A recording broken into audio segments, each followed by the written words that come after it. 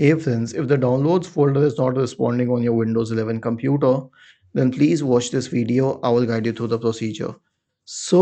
Here's the thing. A lot of other YouTubers and websites are suggesting you to restart Windows Explorer, but I'll give you an easier method. Just restart the computer. Right click on the start button, select shutdown or sign out, and then select restart.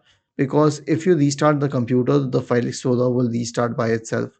The next solution is an SFC scan. Search for command prompt in the Windows search bar and click on Run as Administrator. Type the command sfc space forward slash scan now and hit enter. This will invoke the SFC scan. Then we can try one more solution, and that is a check the scan. This will work better in the case of HDD hard drives.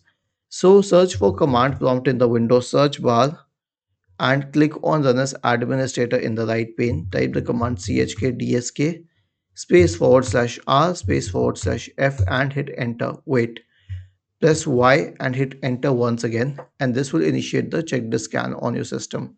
And then reboot it. Now it will be need a while to scan your system, but then it will be done. Was this helpful? If yes, then please subscribe to the channel. If not, then let us know in the comment section of the video on how we could help you further. Thank you for watching this video and have a nice day.